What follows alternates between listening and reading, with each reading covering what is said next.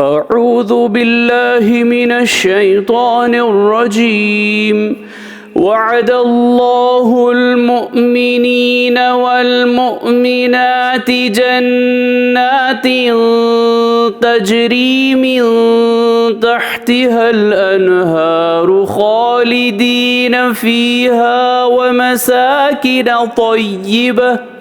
ومساكن طيبة في جنات عدن ورضوان من الله أكبر ذلك هو الفوز العظيम।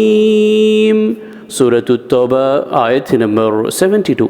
अल्लाह ने ईमान वाले मर्दों और ईमान वाली औरतों से बहिश्त के ऐसे बागों का वादा किया है जिनके नीचे नहरें बह रही होंगी, जिनमें वो हमेशा रहेंगे, और हमेशा रहने के बागों में पाकीज़ा मकानात का भी इनसे वादा किया है। और अल्लाह की खुशनुदी जो इन्हें हासिल होगी सबसे बड़ी नेमत है, यही बड़ी कामयाबी है। सदक़ल्लाहुल अज़ीम। अल्लाह अज़मत वाले ने सच फरमाया।